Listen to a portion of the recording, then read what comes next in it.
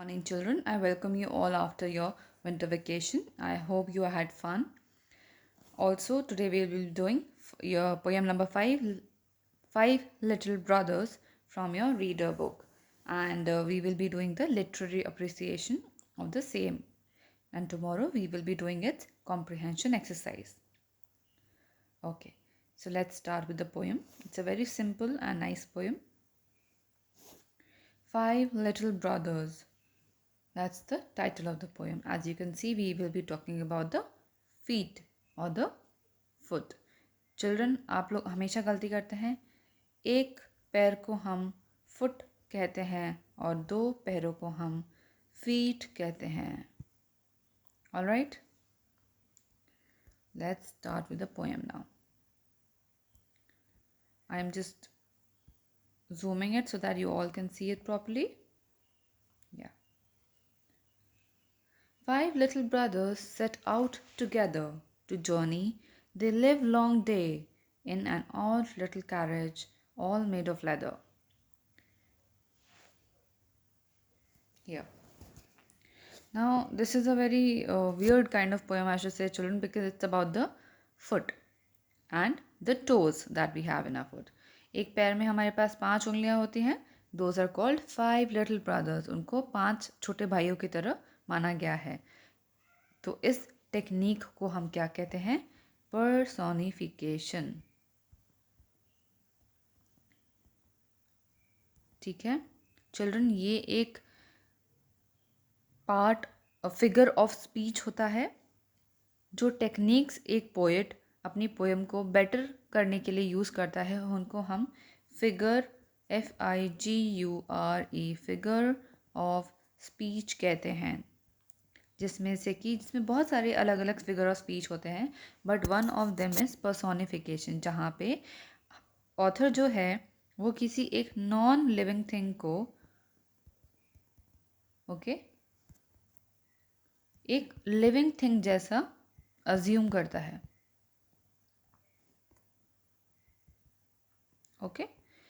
वो एक non living thing को एक लिविंग थिंग जैसा अज्यूम करता है और उससे बात भी करता है कभी कभी इन द पोएम. उसके बारे में कुछ बताता है, उसकी क्वालिटीज़ बताता है, इमेजिन करता है कि वो जो नॉन लिविंग थिंग है वो एक लिविंग थिंग ही है एंड वो समझ सकता है बातें, वो कर सकता है, उसकी फीलिंग्स हैं, इमोशंस हैं, वॉन्ट्स हैं, नीड्स हैं, everything. Okay, so a non living thing is treated as a living thing and the technique is called personification, यानी कि पर्सन बना देता है. Okay, personification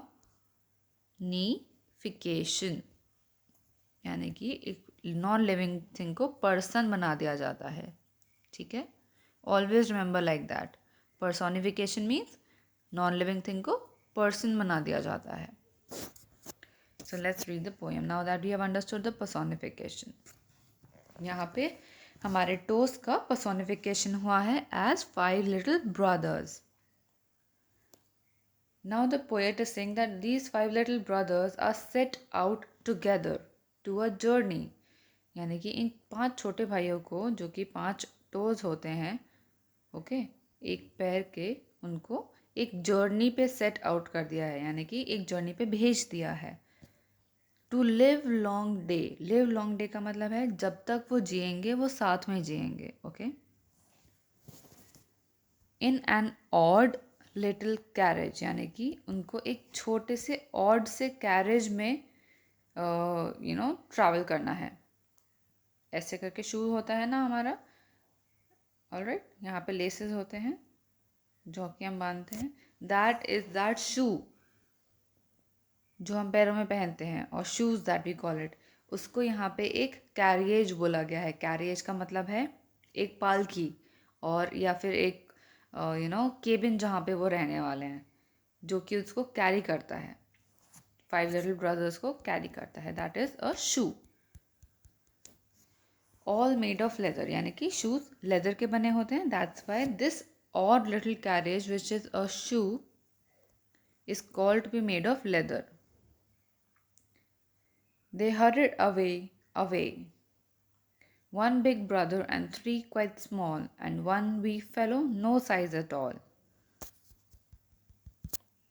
they heard away.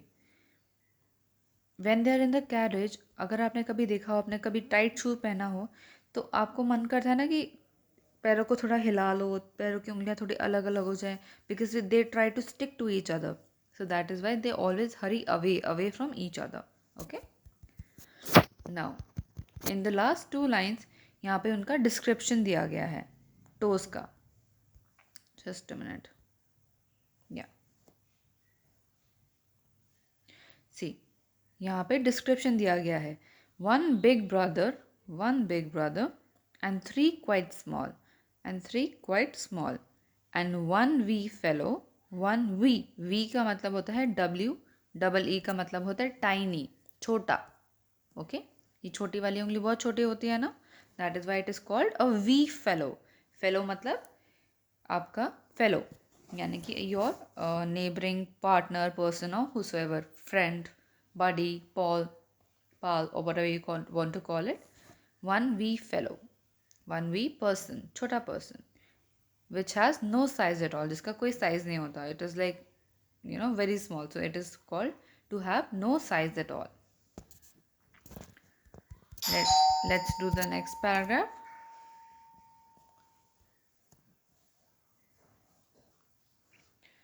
Let's do the next paragraph, children. The carriage was dark and none too roomy. Okay. Rumi का क्या मतलब होता है? हम ऑलवेज भी से ना बाथरूम, डाइनिंग रूम. तो ये रूम क्या होता है? रूम का मतलब कमरा नहीं होता है. रूम का मतलब होता है जगह. डाइनिंग रूम मीन्स डाइनिंग की जगह. बाथरूम मीन्स बाथ की जगह. ओके. तो रूम का मतलब होता है स्पेस, जहाँ पे आप कुछ भी कर सकते हैं. If we say there is no room in this room, that means, और we say there is no room in this hall, that, इसका मतलब ये नहीं कि उस हॉल में कोई कमरा नहीं है. उसका मतलब ये होगा कि उस हॉल में कोई जगह नहीं है. Okay.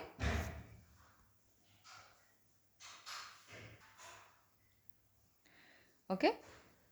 The carriage was dark and none too Rumi.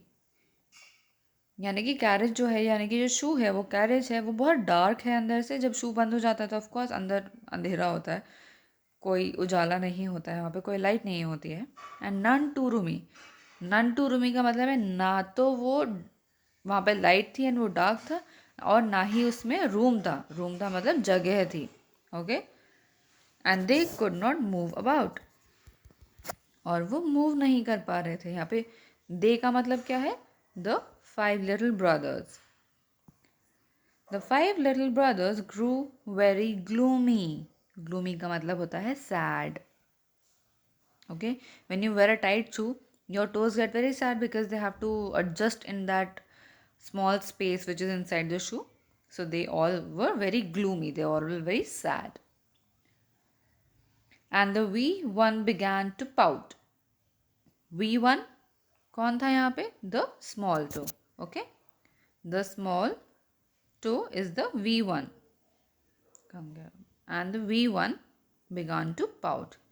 Pout का मतलब होता है चिल्ड्रन, आपने आजकल सुना होगा, when we take selfies we always say that pout pout. Exactly. और ओरिजिनली जब कोई पर्सन पाउट करता है तो वो गुस्सा होता है. जो गुस्से में हम नाक सुकोड़ लेते हैं and we make a bad face, that is called a pout face. Okay, when you suck out your lips and you squeeze your nose, that is called a pout face. And to pout means is to get angry. Gloomy means sad, and to pout is to angry. Okay. Till the biggest one whispered, "What do you say? Let's leave the carriage and run away." Now, वो जो सारे toast थे, because उनके पास जगह नहीं थी, इसीलिए वो ग्लूमी हो गए. एंड छोटे वाले ने तो पाउट ही कर दिया. ओके. वो बहुत ही गुस्सा हो गया. He was beginning getting to get angry. So the big one said, till the biggest one said, whispered का मतलब होता है धीरे से बोलना. व्हाट डू यू से, क्या कहते हो तुम सब? Let's leave the carriage and run away, कि इस कैरेज को छोड़ो और भाग जाते हैं. Let's run away. All right. Last paragraph. So out they scampered, the five together, and off and away they sped. Scampered का मतलब होता है निकल के भाग गए.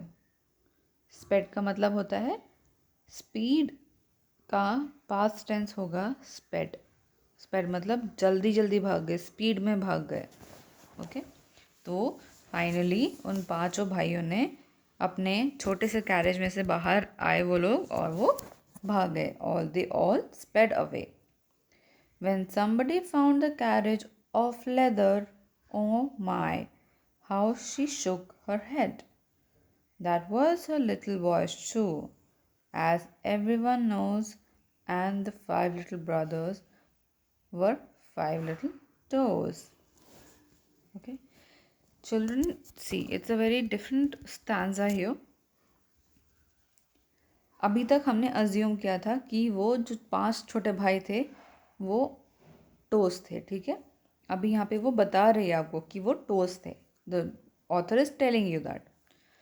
नाउ पांच लिटिल भाई वहाँ से भाग गए. They sped away. When somebody found the carriage of leather, यानी कि जब किसी को वो कैरेज ऑफ लेदर मिला, ओ माय, जैसे हम कहते हैं ना शॉक में कहते हैं oh my, how she shook her head, यानी कि जिसको भी कैरेज ऑफ लेदर मिला यानी कि शूज़ मिला, उसने कहा oh my and she shook her head.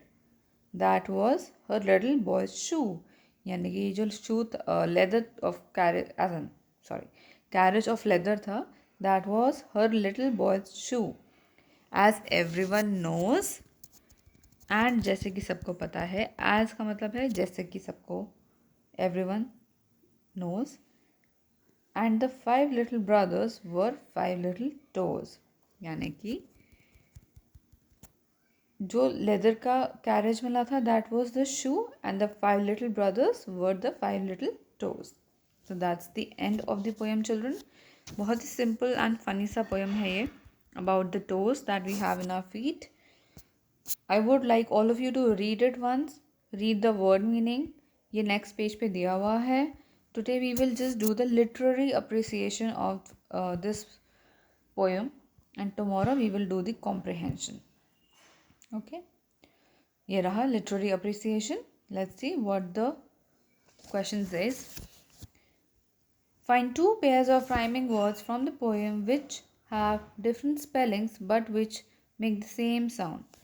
हमने पढ़ा है children, rhyming words क्या होते हैं. rhyming words वो words होते हैं जिनका साउंड सेम होता है लेकिन स्पेलिंग अलग होती है. लेट्स सी चिल्ड्रन, मैं आपको करके बता रही हूँ लेकिन ये आपको नोटबुक में लिखना ही है और मुझे भेजना है. लेट्स सी कौन से हैं स्मॉल राइमिंग वर्ड्स.